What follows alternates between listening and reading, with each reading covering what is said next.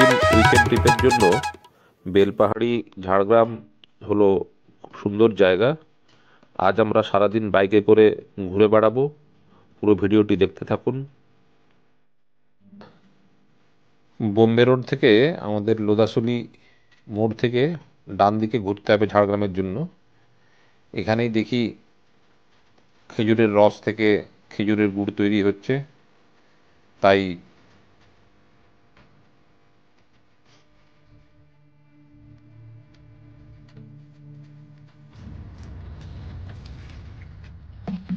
তোমার কি গ্লাস আছে না কিসে খাবো?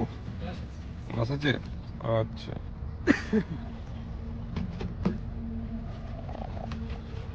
তোমার নাম কি ভাই? বাবুল আলী ভাই। বাবু।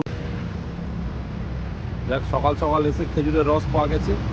আমি তো মিলে খেজুরের রস এনজয় করছি। চলো খাওয়া যাক।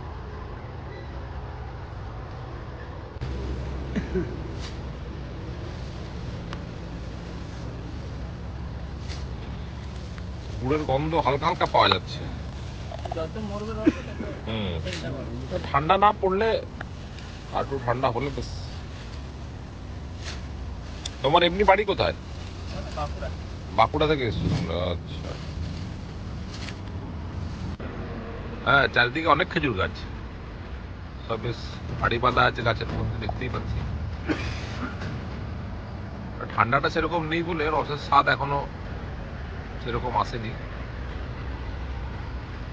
যাই হোক, যা পাওয়া যায় আমাদের তাই ভালো। লোদাসুলির মোড় থেকে আমরা হাইওয়ে ছেড়ে ডান দিকে ঢুকে পড়লাম সোজা ঝাড়গ্রাম। ঝাড়গ্রামের রাস্তায় রাস্তায় এলিফ্যান্ট করিডোর। এই শীতকালে অনেক হাতি চলাচল করে, তাই এসব রাস্তায় আমরাও সাবধানতা অবলম্বন করে আস্তে আস্তে এগোতে থাকলাম। সকালবেলায় হালকা হালকা ঠান্ডা লাগছে। দুদিকে শালবন, তার মাঝখান দিয়ে চলেছি আমরা। এ যেন বাইকে করে জঙ্গল সাফারি। দুদিকে সবুজ শালপিয়ালের জঙ্গল, তার মাঝখান দিয়ে ঝকঝকে পরিষ্কার পিচের রাস্তা। সেইখান দিয়ে বাইক নিয়ে যাওয়া বা যারা গাড়ি করে আসেন, এই ড্রাইভের মজাটাই আলাদা এই রাস্তাতে।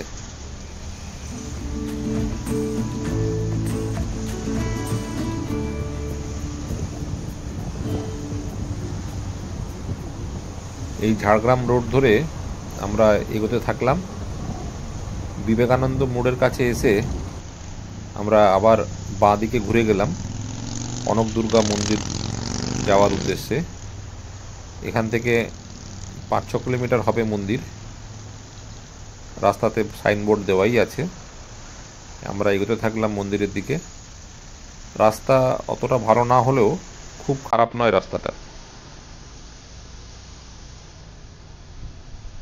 এখন 8টা বাজে। আমরা মন্দিরের সামনে চলে এসেছি, কনক দুর্গা মন্দির, কিন্তু গেট তো দেখছি বন্ধ। পাশাপাশি জিজ্ঞেস করলাম, বলছে যে 9টার আগে খুলবে না।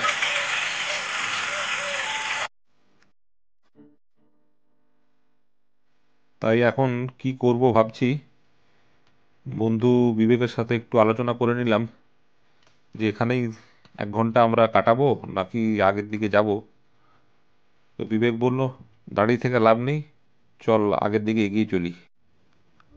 আমরা বেলপাহাড়ির দিকে কিছুটা এগোতেই এই অপূর্ব জায়গাটা আমাদের চোখে পড়লো। বিশাল দিঘি, তাতে শালুক ফুল ভর্তি। দূর থেকে পুরো মনে হচ্ছে যেন পিঙ্ক কালারের দিঘি। যাক, এটাও আমাদের একটা উপরি পাওনা। আমরা যে দাঁড়িয়ে থাকিনি, তার পুরস্কার স্বরূপ হয়তো বেলা হয়ে গেলে এই ফুলগুলো আর ফোটা অবস্থায় দেখা যেত না।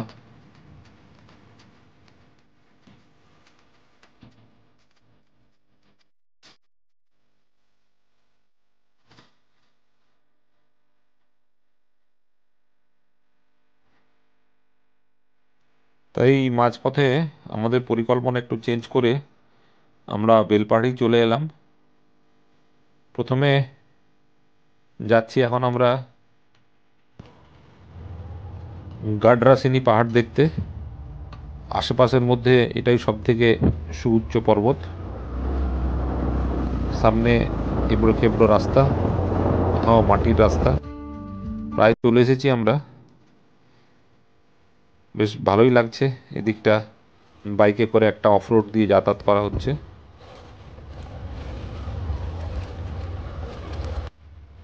পাহাড়ের কোলে এই সুন্দর আশ্রমটি পেরিয়েই আমাদের পার্কিংয়ের জায়গা।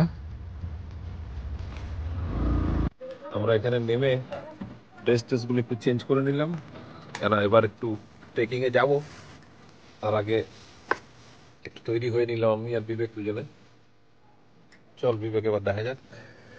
15 নাগাদ আমরা এলাম, এবার ট্রেক শুরু করেছি। সামনে বিবেক একটু এগিয়ে যাচ্ছে আমার থেকে।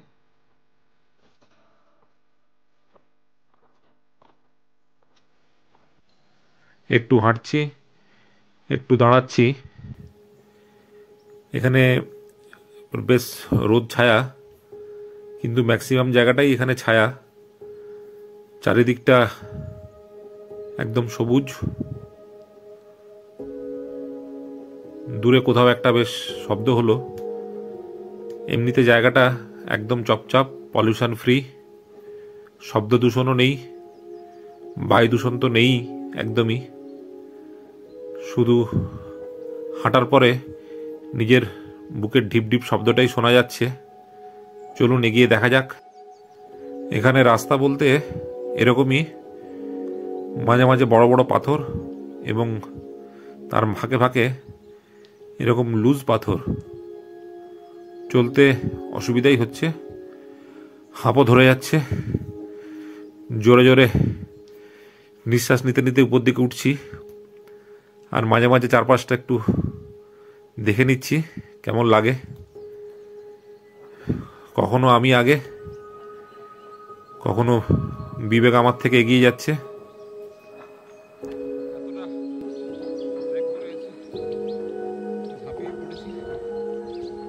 শুধু নিজের হৃদস্পন্দনের ডিপ ডিপ শব্দ শোনা যাচ্ছে। বিবেকও বসে পড়েছে, আমিও ব্যাগটা রেখেছি, বসবো এবার।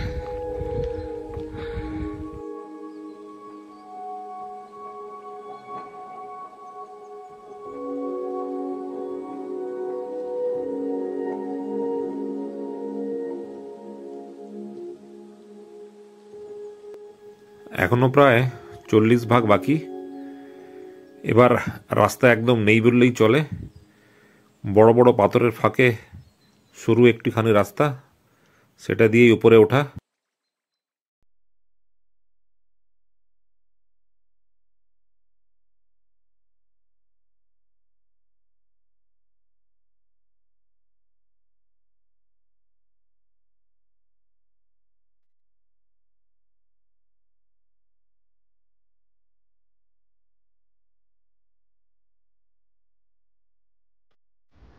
ভ্যালি যত দূর চোখ যায়, চারিদিকে নিচে সবুজ বন, দূরে নদী। খুব পরিষ্কার এখনো দেখা যাচ্ছে না। ঘন্টার পর ঘন্টা দাঁড়িয়ে থাকতে ইচ্ছে করে এখানে। এখন আমরা একদম টপে চলে এসেছি। এখানে একটি ছোট্ট মন্দিরও আছে।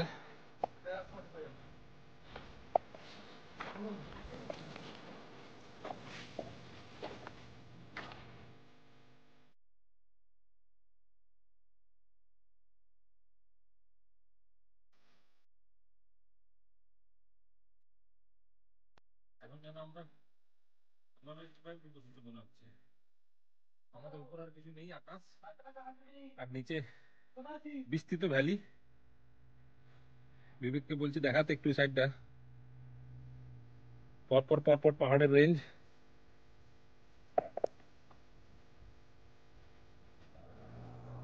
আরো শীত পড়লে এই রোদটা তখন আরো ভালো লাগবে, বেশ গায়ে লাগবে। এই হচ্ছে গাড্ডাসিনী কেভ। গাড্ডাসিনী মায়ের ভেতরে পূজা অর্চনা হয় দেখা যাচ্ছে। তবে রাস্তাটা খুবই স্টিফ, একদম এই রাস্তা ধরে এগিয়ে আসতে হবে আপনাকে। আসার চেষ্টা করলে খুবই সাবধানে। এখানে একটা ছোট্ট গুহাও আছে, তার মধ্যে পূজা অর্চনাও হয়, তাই এটা গাড্ডারসিনি হিল ও কেভ নামে পরিচিত।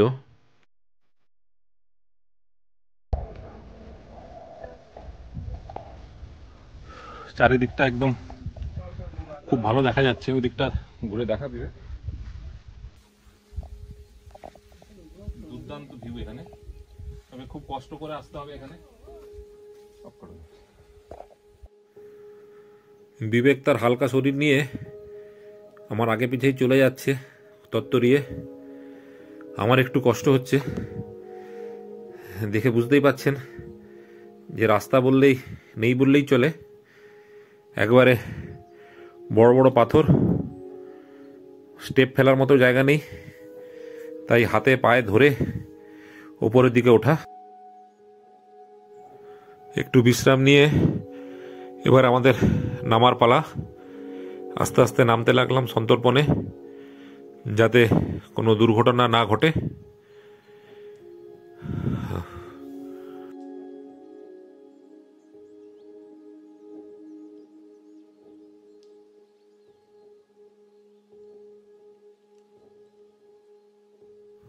নিচে নেমে ছোট্ট একটি চা দোকান, এখানে ঝালমুড়ি, মশলা মুড়ি, চানা মশলা বিক্রি হচ্ছে। এই পাতাটা দেখেই আমার খেতে ইচ্ছে হলো। কি সুন্দর একটা শালপাতা দিয়ে মুড়ে ঠোঙার মতো তৈরি করেছে, আর ঝালমুড়িটা বেশ ভালোই লাগছে। এই হাঁটাহাঁটির পর কিছুটা এনার্জি পাওয়াই যাবে মনে হচ্ছে। চলুন খেয়ে দেখা যাক পুরোটা।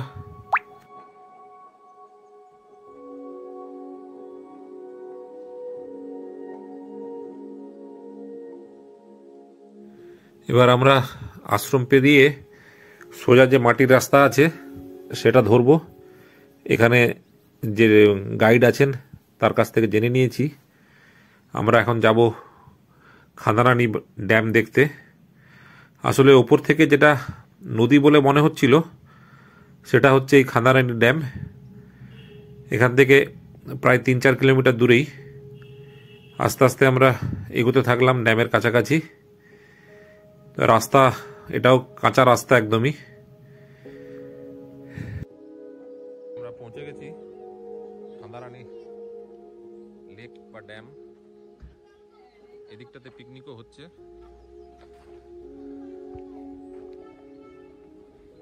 পাহাড়ের মাঝখানে বিশাল লেক।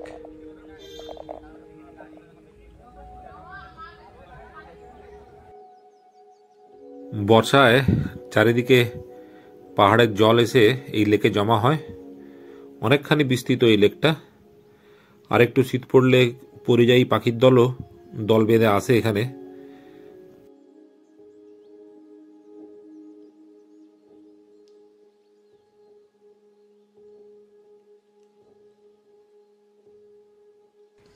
খাদারানি ড্যামের এই পাশটা এখন একটু উন্নত হয়েছে।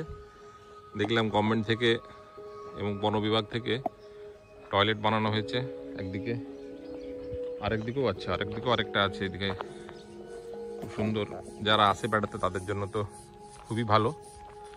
নিচে অনেকগুলো খাবার দাবারের হোটেলও হয়েছে, সারাদিন ঘোরাঘুরি করে খাওয়া দাওয়া করতে পারেন এখানে।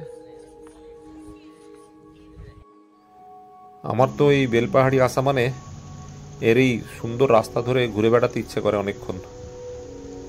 যারা বেলপাহাড়ি ঘুরতে আসেন তারা যদি এই সমস্ত প্রকৃতি এনজয় করতে পারেন তাহলে আরও বেশ কিছুটা ভালো লাগবে। কেন এটা দীঘা বা গোয়ার মতো পর্যটন স্থল না হলেও প্রকৃতি দেখার জন্য খুবই উপযুক্ত। যেদিকে তাকাবেন দুধারে সবুজ গাছপালা, বিভিন্ন রকম পশু পাখি, এবং কোথাও কোথাও যখন ছোট রাস্তা পেরিয়ে যাবেন গ্রামের মধ্যে দিয়ে তখন এই মাটির বাড়ি, তার দেওয়ালের দুধারে সুন্দর সুন্দর নকশা আঁকা।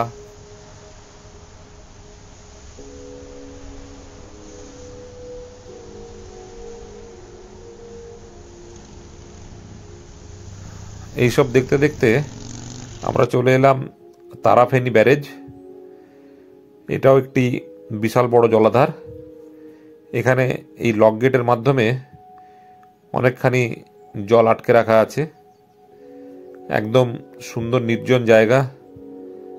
মাঝখানে দেখি পানকৌড়ি ডুব দিয়ে দিয়ে সে তার খাবার সংগ্রহ করছে। চারিদিকটা ঘুরে দেখার মতো। অনেকখানি জায়গা জুড়ে এই জলাধার। পাশে বেশ কিছু খেজুর গাছও আছে। দেখি তাতে রস সংগ্রহ চলছে।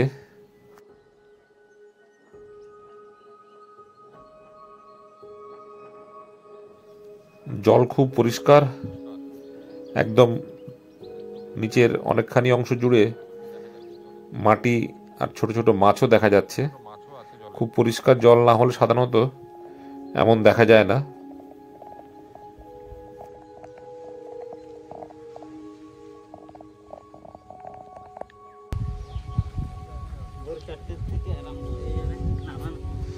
হ্যাঁ, ভোর 4টে থেকে আবার।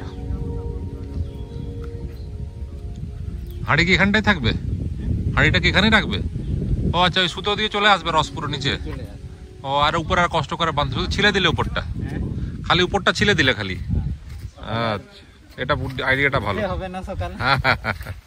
তোমার নাম কি গো? তোমার নাম কি? বিরান মান্ডি। বিরান মান্ডি, আচ্ছা, বাহ, ভালো, খুব সুন্দর। তারাফেনী ব্যারেজ। ব্যারেজের ডান দিকে জল আটকে রাখা আছে। এটা হচ্ছে লক গেট। এই লক গেট খুলে দিলে আবার এই দিকের অংশটাও জলে ভরে যাবে। যাই হোক, আমরা এখন তারাফেনী থেকে আস্তে আস্তে চলেছি ঘাগরার দিকে। একটু রাস্তা ভুল করেই চলে এসেছিলাম তারাফেনী। আমরা প্রায় পৌঁছে গেছি ঘাগরার কাছাকাছি। এইখানটা একটা খুব সুন্দর ফাঁকা মাঠ আছে, যেখানে পিকনিক টিকনিকও হবে শীতকালে।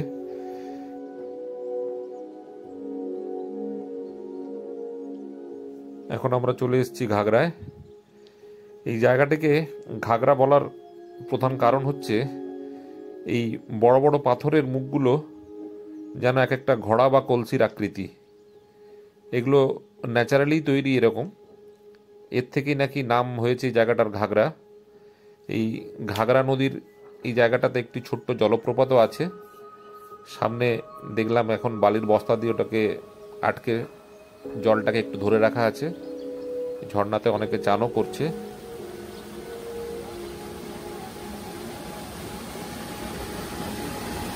শীতকাল বলে এখন জল অনেকটাই কম। বর্ষাকালে এসেছিলাম আগের বার, প্রচুর জল ছিল। অল্প জলের মধ্যে দিয়ে ধারা বয়ে চলেছে।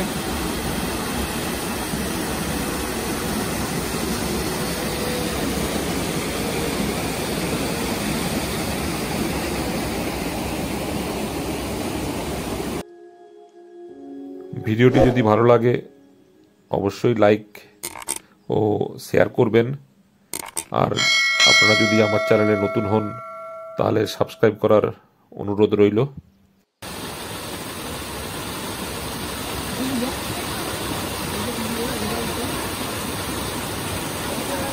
হাতে সময় থাকলে এই ঘাগরার পাশের জঙ্গলটাও বেশ পায়ে হেঁটে ঘোরা যায়। সবুজ প্রকৃতির মাঝে সরু পাকদণ্ডী রাস্তা, সেটা দিয়েই একটু আমরা ভিতরটা একটু ঘুরে নিলাম। এই জায়গাটার পাশে অনেকখানি উঁচু শক্ত কালো কালো শিলা দিয়ে জায়গাটা ঘেরা। তারই মাঝখান দিয়ে বয়ে চলেছে ঘাগরা নদী। খুবই ছোট্ট নদী। বর্ষায় জল অনেকখানি থাকে। আগে এসেছিলাম একবার বর্ষাকালে, তখন জল প্রায় এর দ্বিগুণ এবং অনেকটা জুড়েই জল বয়ে চলে। শীতকালে জল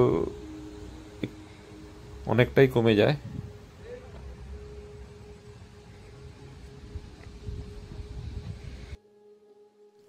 এই হচ্ছে বেলপাহাড়ির মোটামুটি মানচিত্র। এই ইন্দিরা পয়েন্ট থেকে আমরা ডান দিকের 2-3টে জায়গা ঘুরলাম। তারাফেনী, ঘাগরা। তার একটু উপরের দিকে গেলে আস্তে আস্তে আমরা দেখতে পাচ্ছি খান্দারানী ড্যাম এবং গাড্রাসিনী পাহাড়। এছাড়াও অনেক পয়েন্ট রয়ে গেল, যেগুলো ঘুরতে গেলে অন্তত 3-4 দিন লাগবেই। হয়তো পরের কোনো সময় যদি সময় হয় আবার আসবো। খুবই ভালো লাগে ঝাড়গ্রামের এই বেলপাহাড়ি অঞ্চলটা ঘুরতে। এখন আমরা ঝাড়গ্রাম রেল স্টেশন পেরিয়ে আস্তে আস্তে আমরা বোম্বে রোডের দিকে চলেছি। সারাদিন প্রায় 200 কিলোমিটার বাইকে করে ঘুরলাম আমি আর আমার বন্ধু বিবেক, দুজনে মিলে। ভালোই লাগলো। এখন আমরা লোধাশুলি সেই মোড়ে এসে গেছিলাম যেখানে আমরা সকালে খেজুরের রস খেয়েছিলাম। এবারে আমরা বোম্বে রোড ধরে আবার বাড়ির দিকে চলতে লাগলাম। সবাই ভালো থাকবেন, সুস্থ থাকবেন।